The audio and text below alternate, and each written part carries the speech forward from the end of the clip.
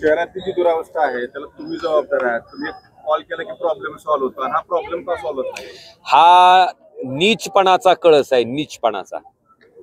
कारण शहरातलं 140 कोटी रुपयाच्या रस्त्याचं जे टेंडर आहे हे साधारणतः 19 महिने झालंय.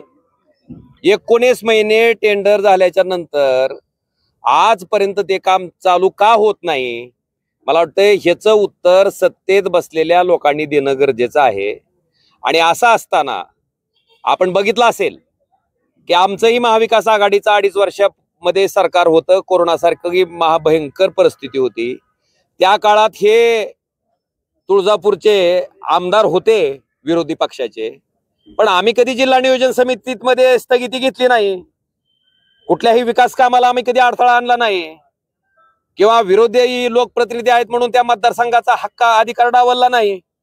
मला वाटतंय आता सत्ता आली, जणू काय आपल्या बापजाद्याची इस्टेट विकूनच आपण हा सगळा निधी देतोय, असा आविर्भाव सत्तेत बसलेल्या मंडळीचा आणि तुळजापूरच्या आमदाराचा झालेला आहे.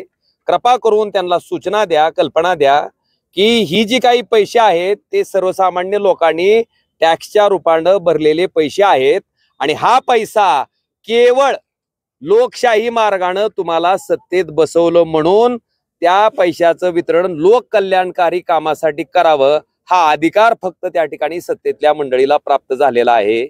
असं असताना स्वतःच ते काम अडवायचं, स्वतःच ते काम चालू होऊ द्यायचं नाही आणि काम चालू झालं नाही म्हणून एक कॉल प्रॉब्लेम सॉल्व ह्या पद्धतीचं विटंबना आमची करायची.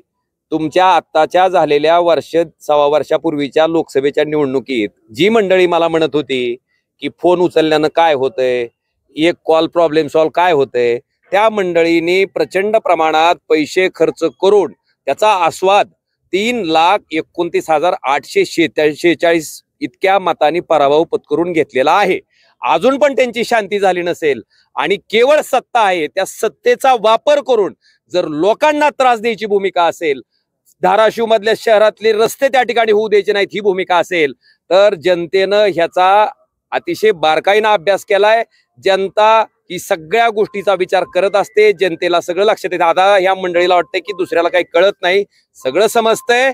आणि संत गोरोबा काकाच्या चरणी आणि आई तुळजाभवानीच्या चरणी एवढीच प्रार्थना करतो की अशा पद्धतीनं कामाची अडवणूक करून लोकांना त्रास द्यायचा आणि तो त्रास झाला की आता हा प्रॉब्लेम सॉल्व्ह करून द्या म्हणून आपण स्वतःच त्या ठिकाणी नाचायचं. म्हणजे थोडक्यात हिनीच घराला आग लावायची, घर पेटवायचं आणि त्यावेळेस स्वतःच पाणी आणून टाकायचं, मी कसं विजवायलो हे दाखवायचं आणि दुसऱ्याला त्याचा दोष द्यायचा. हा जो काही प्रकार आहे तो अतिशय दुर्दैवी आहे, याचा मी निषेध करतो आणि सामान्य जनतेनं ह्याचा विचार करून ह्यांना धडा शिकवावा इतकी विनंती जनतेला मी लोकशाही मार्गाने करावी अशी करतो. दुसरा विषय आहे, शहराच्या रस्त्यांचा विषय आहे, दुरावस्था आहे आणि त्याला जबाबदार तुम्हाला धरलं जातं.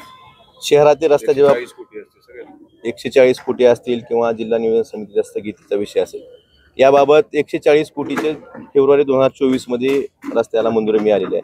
3 महिन्यात निविदा प्रक्रिया होऊन त्या रस्त्याची कामं सुरू होणं गरजेचं होतं. मी मागच्या 15-20 दिवसापूर्वी सन्माननीय राज्याचे प्रधान सचिव आहेत नगरविकास विभागाचे, त्यांनाही भेटलो आणि त्यांना सांगितलं की आमची निविदा प्रक्रिया आजपर्यंत का प्रलंबित आहे. आमच्या तर पक्षाच्या वतीने अशी मागणी केली होती की तत्कालीन जे सीओ होते नगरपालिकेचे त्यांची चौकशी करा. त्या चौकशी करून कुणाच्या दबावामुळे ही निविदा प्रक्रिया थांबलेली आहे, कुणाला म्हणजे कुणाला टेंडर देण्यात इंटरेस्ट आहेत, काय नेमकं कुणाचे इंटरेस्ट आहेत, मग ह्याची चौकशी करा. त्यांची आम्ही नार्कोटिक्सची मागणी केली. कारण आपण बघतोय की पालकमंत्र्यांनी सुद्धा 3-4 महिन्यापूर्वी जे उपोषण सोडलं त्यावेळी सांगितलं होतं की आपण याची लवकरात लवकर फेरनिविदा करू. अद्यापर्यंत झालेली नाही. हे कोण थांबवतंय? ह्याची चौकशी झाली पाहिजे. कारण एका बाजूला रस्त्यासाठी आम्हाला जबाबदार धरायचं आणि निविदा प्रक्रिया अडवून धरायची, हे दुटप्पी धोरण आहे, हे सगळ्या धाराशिवकरांना कळतं.